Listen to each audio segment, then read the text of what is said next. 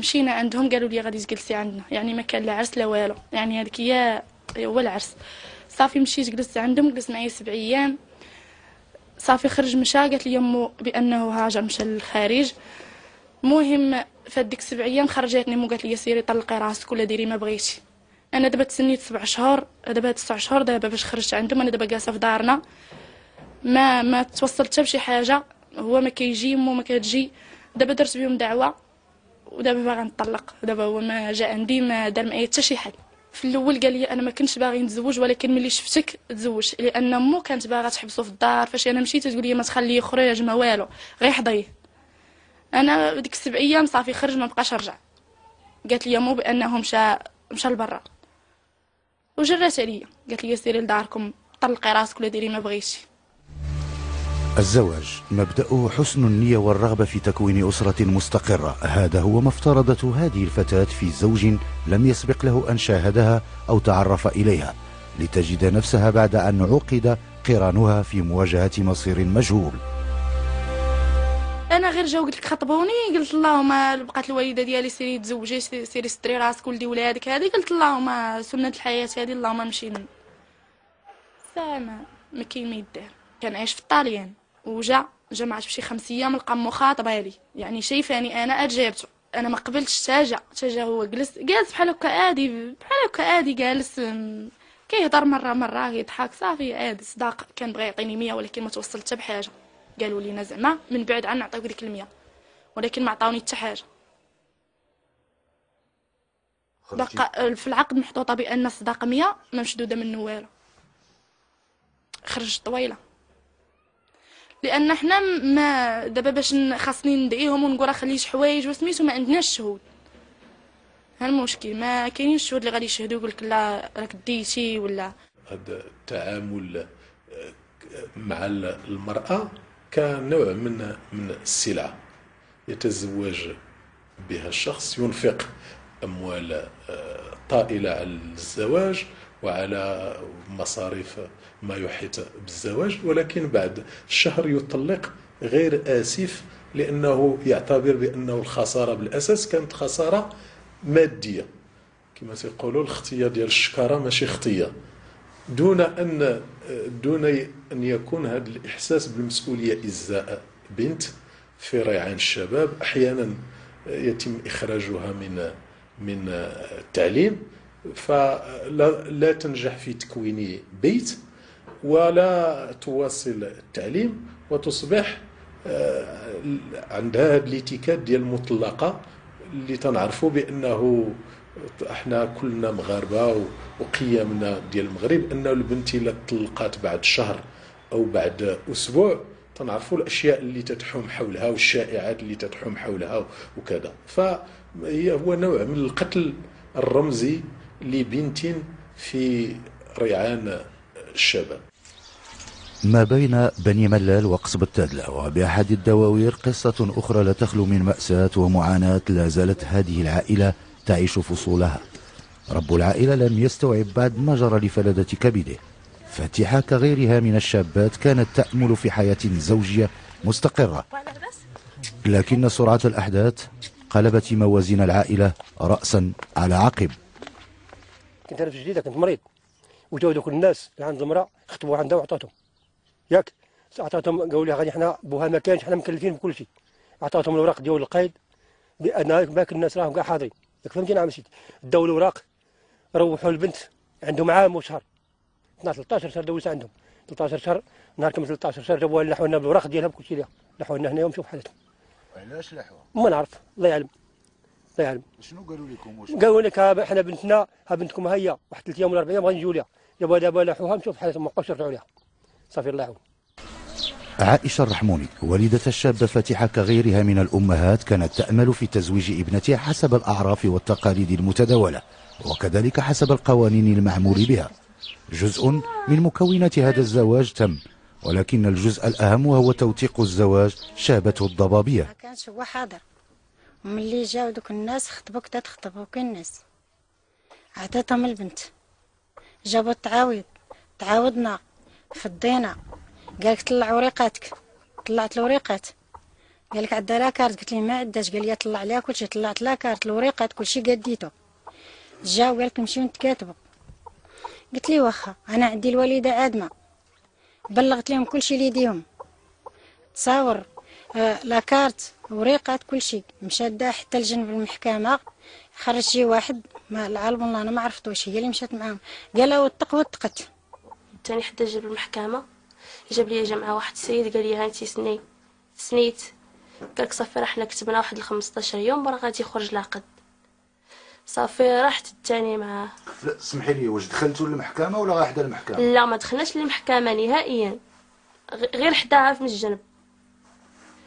صافي انا سنيت في داك الدفتر، صافي جينا لهنايا درنا العرس كلشي، جابوا سيد الدروبه، جابوا الغيطه، جابوا كلشي، 300 خلق، كالت الناس، شربت، روحوا البنت. قلت له فين هذا العقد؟ خصنا نخرجوه. قال لك شوف من بعد واحد 15 يوم غتخرجوا. قلت له انت غادي دير البنت، والبنت ما غتقتسبش بالبنت حتى نشوف العقد. قال لك صافي حنا عملنا اتفاق، داك الاتفاق اللي درت معاه ما توفاش. دا البنت من بعد لحقنا 4 ايام اقتسب بالبنت، بدات تتبكي داك الشيء تتبكي. قالت لي قال صافي انا غادي نكتبها الورقه كلشي، انا كاتب فضي مرتي ما كاينش اللي يتحكم فيك. صافي بقينا تمشيت قلت لي ورا، قال لي 15 يوم نخرج العقد. قالك صافي عاد تنجي، ها خويا درت ليه الوكاله، خلينا الطفل على داك الحال. عام قفلت عام وطلعت في الثاني رفدتها وجابتها. بعد رفضها من طرف من كاد أن يكون زوجا، هي اليوم تعيش في بيت أهلها محاولة تضميد جراحها النفسية في انتظار أن تسوى وضعيتها الزوجية وتجد مخرجا لعلاقة يشوبها اللبس والغموض. تيمشي طريح 8 4 شهور وكيجي تيجي صافي تيجي ما تيجيش لعندي انا، تيمشي غير الدارع ما كنشوفوش. انا تنقول له غير جلس معايا غير نهضروا شويه، تيقول لك لا انا ما بغيتش نهضر معاك، ما بغيتش نجلس معاك. انا تنقول لك حياتي انا هذيك ندير فيها ما بغيت وصافي وتي زعما دارني بزاف، ضيع لي حياتي، ضيع لي مستقبلي، زعما ضيع لي شرفي، زعما ضيع لي حياتي بزاف. لم يتوانى حميد المنصوري والد فاتحة في مطالبة الزوج بتوثيق زواجه على ابنته، وأمام رفض هذا الأخير لجأ الأب إلى مسطرة ثبوت الزوجية.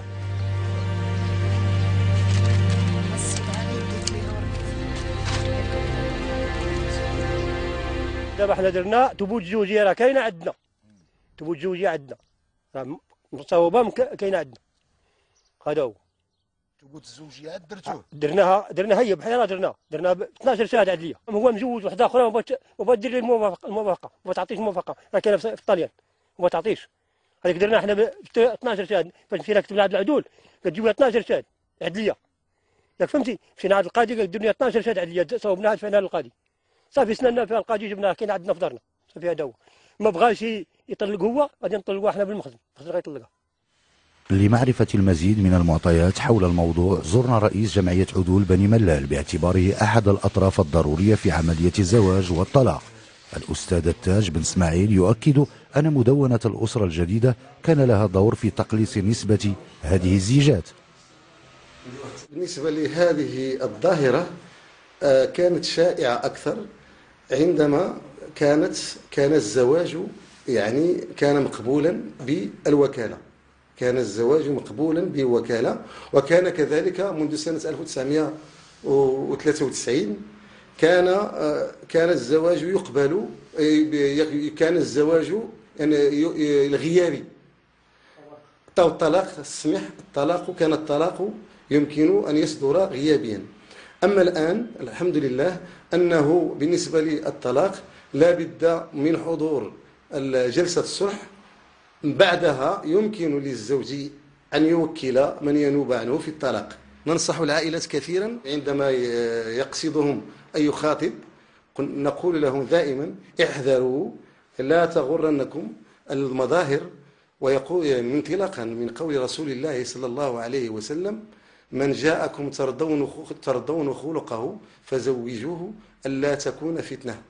يعني أن مثلا عندما أصبحت الماديات هي التي تطغى على بعض العائلات، الآن أصبحت الزوج والزوجة أو الأب والأم ينظرون إلى الخاطب كيف وضعيته الشكليه. هذه العائلات اللي عطاو بناتهم اصلا يتسمون بالفقر، انا تيقلبوا على هاد الناس اللي في ايطاليا ولا في اسبانيول ولا في كذا باش انه يزوجوهم البنات ديالهم، وبمجرد تيحلوا في المغرب قبل ما يعني يرتفع سن الزواج للسنه ديال 18 سنه، يعني تيختاروا هاد الزوجات القصيرات تيكتبوا معاهم، تيحضروا الاباء يعني ولا الزوجين وتيكتبوا هذاك العقد، رغم ان الزوج ربما ما عمرو شاف هذيك البنت اصلا، تيجيو تيكتبوا هذاك العقد ديال الزواج، وبمباشره يعني مباشره غير ينصرفوا الزوجين وكذا يعني والاولياء ديالهم، تيرجع الزوج مع الاب ديالو وتيخليه وكاله الطلاق باش انه يطلق. يعني كما قلت هذا كان في العهد السابق، اما الحمد لله بدات الامور دابا تتغير شويه، انه كانت نيه مبيته اصلا